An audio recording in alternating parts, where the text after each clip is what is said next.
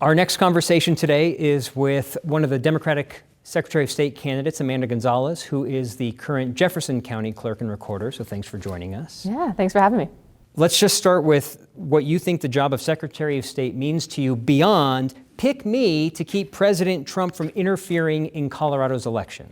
Yes, our Secretary of State is our democracy defender-in-chief. This is the person that oversees elections, oversees business registration, and oversees campaign finance. So really important to making sure that Coloradans have their voices heard. A lot of this interview will focus on the first part of that. I know the job does the other things, and we will have at least one question on business. Election integrity. The Trump administration and MAGA Republicans try to undermine elections by questioning its integrity. The president, who votes by mail-in ballot himself, questions mail-in ballot elections. MAGA Republicans believe without proof that elections in Colorado have been rigged. What would you do to enhance election integrity if you were Secretary of State? So one of the foundations is transparency. I'm currently the Clerk and Recorder in Jefferson County, where I oversee elections for nearly 500,000 voters. There are actually more voters in Jeffco than there are in the entire state of Wyoming. And so I am no stranger to people who have questions about elections. And we welcome questions, right? If you saw something on the news that didn't sound right to you, or your sister shared something on Facebook, and you want to know more about how that works, that's great. That's healthy for a democracy. And so what I've done in my current role is we have invited people in, right? You have a question, come see how it works. Come see that every part of ballot processing is done in bipartisan teams. Come see how safe and secure every step of the process is. I've heard this from many clerks. I did a story recently about why ballot envelopes are color-coded, and my social media post has been overrun with election denialism. And the reason we did the story was to combat election denialism. First of all, how many people take you up on the offer? And do you think the people you're speaking to care if we take a tour, I'm suddenly going to do a 180 and understand this any better? So hundreds of people have taken us up on this, and this is one of the reasons that we need a Secretary of State who has been on the front lines, who has defended democracy against election deniers, right? And so, yes, there is a contingent of people that are not leading with curiosity, right? They don't actually have questions and they don't actually want to learn more. But they are a vocal minority, but a minority. The vast majority of people want safe, secure, and fair elections, which is exactly what we have in Colorado. And so, yeah, hundreds of people have taken us up on that offer. And generally speaking, they do end the tour by saying, like, all right, seems legit here, right? There's usually a but what about, right?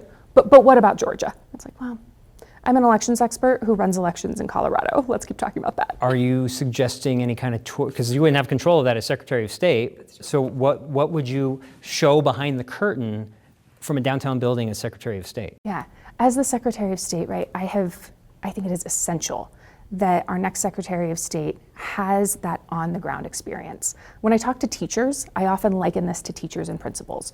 Nobody wants a principal that's never had classroom teaching experience. And so your Clerk and Recorder, the role that I'm in now, is the person that is making sure that your ballot is laid out correctly, is training election judges, is recruiting election judges, is making sure that everything is counted accurately.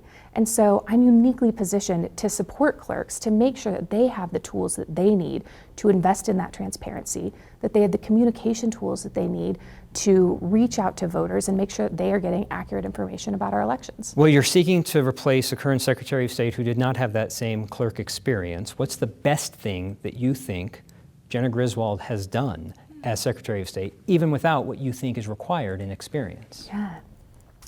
You know, when I talk to voters, some of the things that they are most appreciative of is that they can trust that she was standing up for the Colorado way of voting. We've seen attacks from our national government, and that is really unfortunate. And voters have been able to trust that she is going to defend mail ballots, which is exactly what I would do as well. What's something that Griswold has done that you disagree with? One of the things I'm really excited to expand on is support for clerks, right? So I'm in Jefferson County, which is one of the largest counties in the state.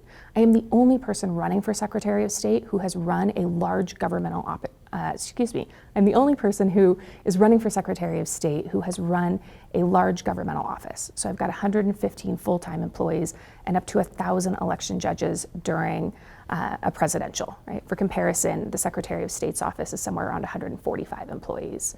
And I have dramatically expanded communications internally, but that's because I have the staff to do that. I have a full-time communications staff member. I have full-time outreach folks. I have full-time IT folks. If you are in Conejos County, you don't have those same kinds of resources. You might have 3 or 4 staff total.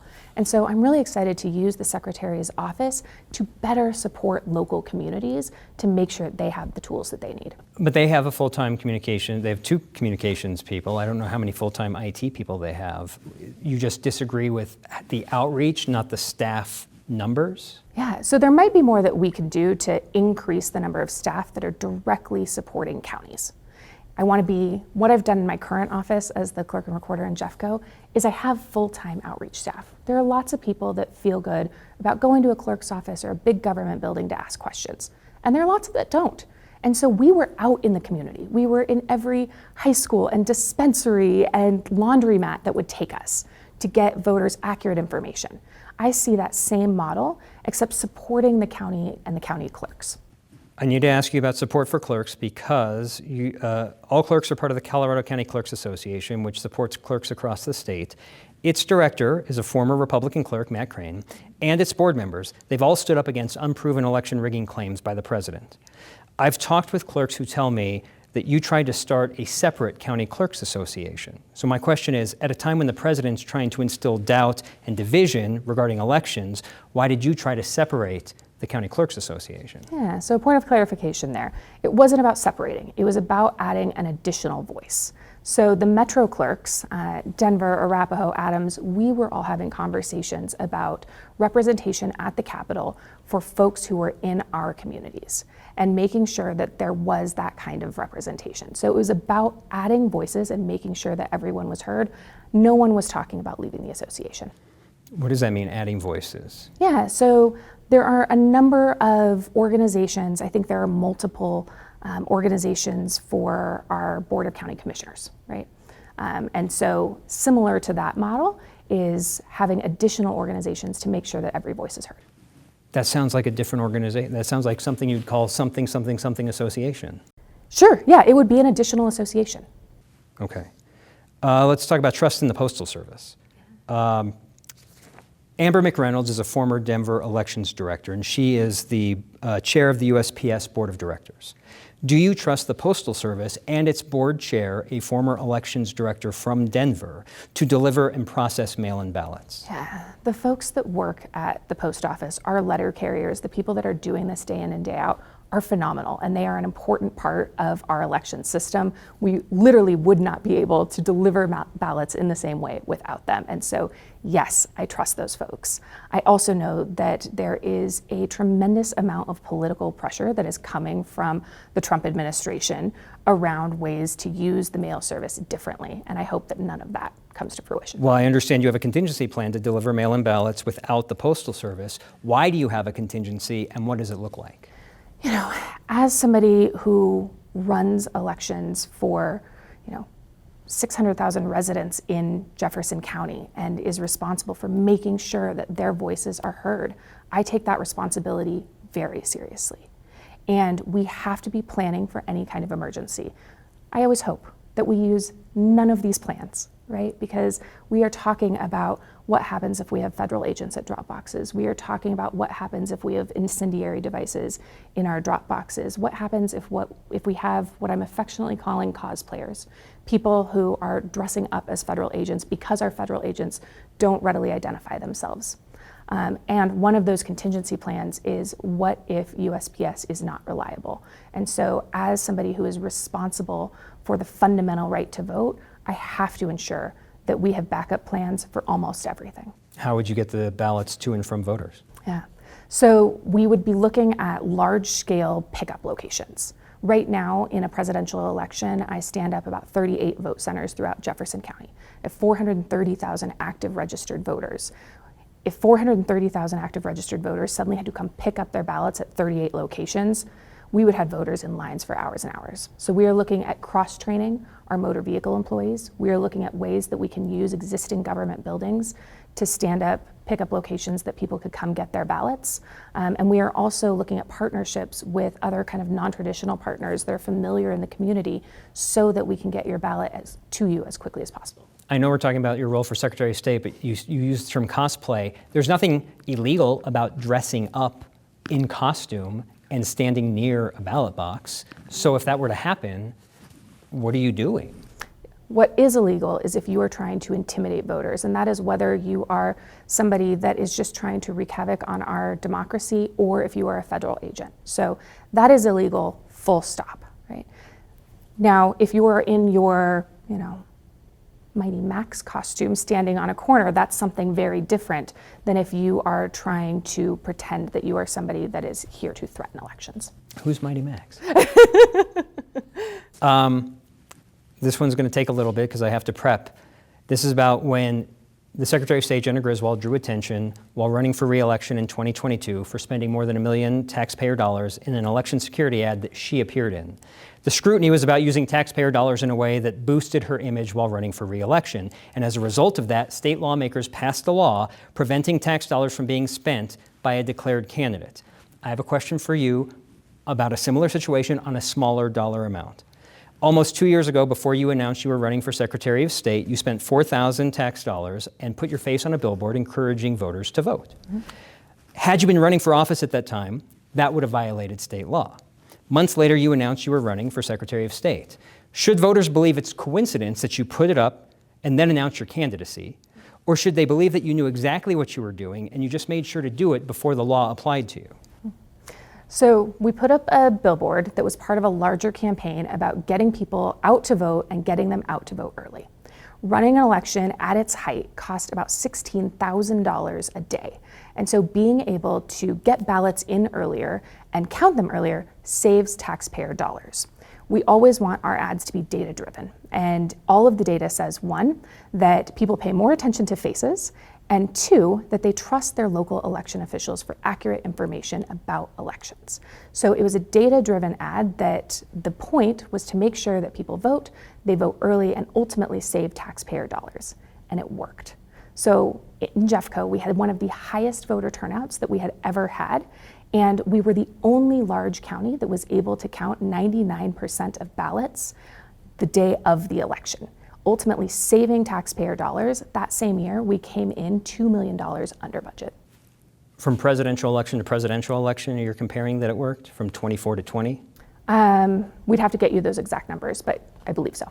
I guess, how do you know that the billboard worked? How do you know that it was your face that got people to do it? Yeah, right. In election administration, you are always reaching voters in every way you can. And so that campaign was not a billboard alone. It was a billboard. It was Facebook ads that featured multiple elected officials throughout the county. It was outreach that we did to community members all over the county. And so you're never able to point to just one piece of information that impacted a voter. Oftentimes you have to have that information in multiple places so that they hear it multiple times. You claim to have written voting laws, which I think is your nod to your time as director of Common Cause, which is a left-leaning nonprofit for open government. If you were Secretary of State, would you allow left-leaning activists to help write election laws? So I was, prior to being elected, I was the executive director of Colorado Common Cause, where I helped write a number of laws that protect voters in Colorado. And I am so proud to have done that work, dramatically expanding the number of drop boxes, helping create the automatic voter registration at our DMVs. These are policies that have helped all kinds of voters, whether you are Democrat, Republican, or unaffiliated. And so I am very proud of my time at Common Cause in that we're a nonpartisan organization out to help voters. And if helping voters and standing up for the right to vote is partisan, I guess that's news to me. Would you allow right-leaning activists like an Advance Colorado or people on that side of the aisle to help write election laws? You talk to a lot of politicians, and I'm sure you know better than to believe what we say we're going to do versus what our record actually is. And so let me tell you about something that I've done at Jeffco. One of the first things I did is I created a first of its kind bipartisan and really nonpartisan advisory committee. Our youngest member was in high school, our oldest member was in their 70s or 80s. It had all different political parties, or it continues to have all different political parties represented. And the whole idea behind that is twofold. One, that we make better decisions as leaders when we have a broader table. I fundamentally believe that. I've run nonprofits, I have run small businesses, and sometimes I have made boneheaded decisions because the table around me wasn't broad enough, and we wanted to make sure we had that. It also creates trusted messengers in communities. And so I would take that same approach to the Secretary of State's office, making sure that we are doing the stakeholding and we have a broad table around us giving input on any laws that we are helping advocate for. I'll also add that this is not a legislative position. It is an operations position, it is a legal position. I would not be passing laws, and I would be standing up for the right to vote, and I think that operation and legal training is essential. No, but your input would help the lawmakers craft new election laws. Absolutely. So we'll get to some specific examples that I'll ask specifically about, but one of the things that you helped with Common Cause was writing the redistricting ballot issues. Amendments Y and Z created the independent commission to draw boundaries for the state's 8 congressional districts. Do you support asking Colorado voters in November to override that law and have the maps redrawn in 2028 to essentially create 7 Democratic seats and 1 Republican seat in a response to red states redistricting to benefit Republicans? Yeah. I will always believe that gerrymandering is wrong, that people should choose their politicians, not the other way around. And that's why Amendments Y and Z were overwhelmingly supported, not only by the legislature, but by voters. Right? We know that we need fair maps. And we are in a moment that, I hate using the word unprecedented, right? But we are in a moment that it feels like there are no rules. And we are watching gerrymandering happen in really unfair ways all over the country. And that impacts whether or not Coloradans can have a voice at the national level. And so I do think that we need to look at temporary measures that ensure that Coloradans continue to have a voice at the national level, regardless of what is happening in other states. But you helped write the law that took politicians out of map making. Are you comfortable being the elected official that puts them back, that supports putting them back into it? Only with really strong guardrails. We have to meet the moment, and it is not okay to just say, oh gosh, there's this bad thing that is happening because of what Texas is doing, right? We have to make sure that we are heard. We cannot silence Coloradans. And there is going to be another side of this, right? We are going to get through 26 and we're going to get through 28, and we are going to have an opportunity to build a democracy that for the first time actually works for everyone. And so we cannot create policies that are race to the bottom right now and not pay attention to that future goal. And so yes, we have to have temporary policies that get us through the next few years. And then on the other side of it, we have to build something better. I know it was both congressional and state, House and Senate redistricting, but because Amendment Y was about Congress and we ended up with a 4-4, 4 Dems, 4 Republicans, do you regret supporting that? No, I don't regret supporting it. I want to have fair maps. I want to have a process that people can trust, and we got closer with Amendments Y and Z. I promise we're getting closer to the end. Yes or no? Would you support Colorado ditching partisan primaries and having 1 open primary with candidates from all political affiliations? Sorry, say it one more time. Would you support open primaries like what California has, what Alaska has? I think what we have now is largely working. I like that unaffiliated voters are able to vote in whatever primary they choose, and that we have one for Democrats and Republicans. Congress is considering the SAVE Act, which among the changes it would make, it would require ID each time someone votes. What's the harm in having voters show ID every time they turn in a ballot? It makes it much more cumbersome. We do not have any kind of documentation of large-scale fraud. Right? The Trump administration keeps beating this drum that they have no proof for. And all it is about is deteriorating your faith in our elections. And we cannot give into that. We should not be creating policies that make it harder to vote because election deniers are screaming. And so the harm in that is that it makes it harder every single time people go to exercise their right to vote.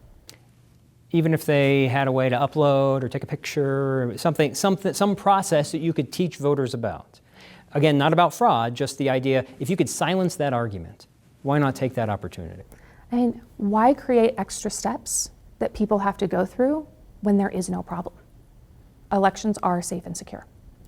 You're running for Secretary of State, which is why we're talking. Shouldn't that position be someone unaffiliated?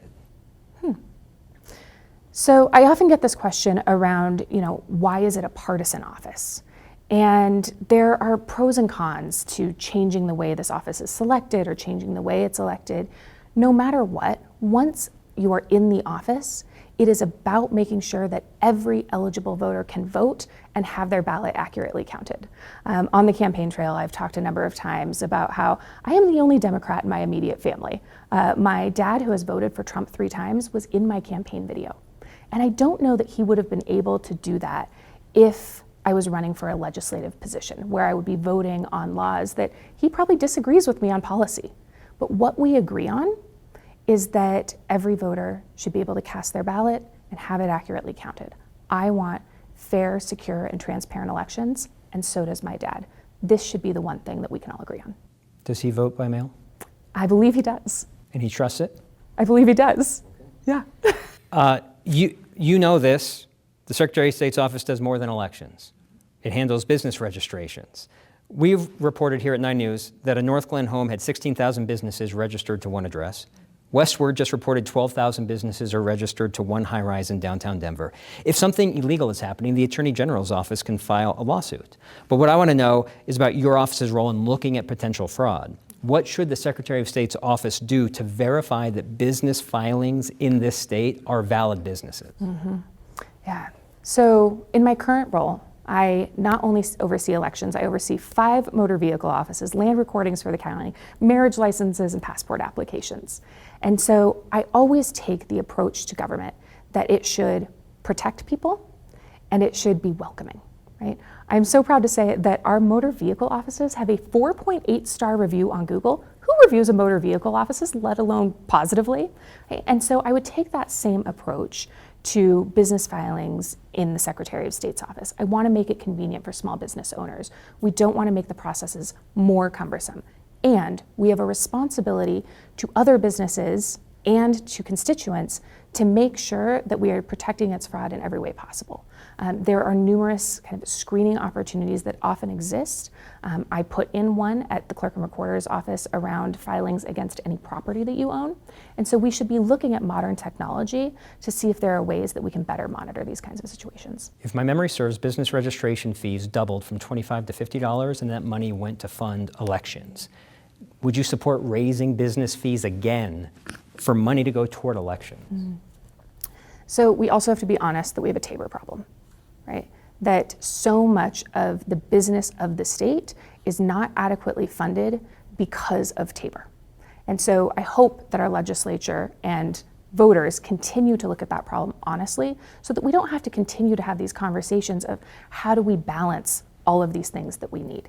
And I've been the CEO of a small business. I know how hard that is to balance all of the needs. And I would not want to raise any additional fees on businesses if we don't have to, and that is always a balancing act. Is it the Secretary of State's role to make a Tabor argument that maybe voters should do? It sounds like you're saying Tabor is in the way, maybe voters should do away with Tabor. Am I putting, is that accurate? I do think that Tabor is in the way, and voters need to look at it. Is that the role of the Secretary of State? Why is that the role of the Secretary of State to opine on Tabor? Well, so ultimately the role of the Secretary of State is to make sure that voters are able to have their voices heard, right? And so that is number one. The reason that I'm talking about Tabor is because government needs to be able to serve its constituents. And as Secretary of State, it is my responsibility to make sure that we are meeting the needs of business owners, that we are meeting the needs of voters who want to know who's trying to influence their vote in the campaign finance sector. We need to make sure that voters and county clerks have the resources they need to participate in democracy. And all of that is tied in with the ways that we are able to fund our state. And lastly, for the nerds who have made it this far into the video, I use Tracer, the campaign finance website, regularly. It's never been updated. I've heard promises that it would be updated. But if you're financially constrained, how do you make searching campaign finance so that voters can know who's funding these elections? How do you make that user-friendly if you don't have the money? Yeah, I mean, post Citizens United, we are in a nightmare, right? Where billionaires are able to have their voices heard in ways that everyday Coloradans are not. And the backstop that we are supposed to have is transparency. But right now, as you said, Tracer is very difficult to use, right? You are somebody that lives and breathes this and is very knowledgeable about campaign finance. The average Coloradan is very, very busy just trying to figure out how to afford their groceries and their rent in the same month. That's not transparency, right? If you can work Facebook or TikTok or Instagram, you should be able to work Tracer and understand who is trying to influence your vote. And so I desperately want to update that so that that is a reality and all Coloradans can understand who's playing in politics. I would have to take a serious look at the budget of the Secretary of State's office to see what immediate upgrades we could make in the funding environment that we're in, but it is a top priority. Amanda Gonzalez, candidate for Secretary of State on the Democratic ballot, thank you for this conversation. Thank you so much.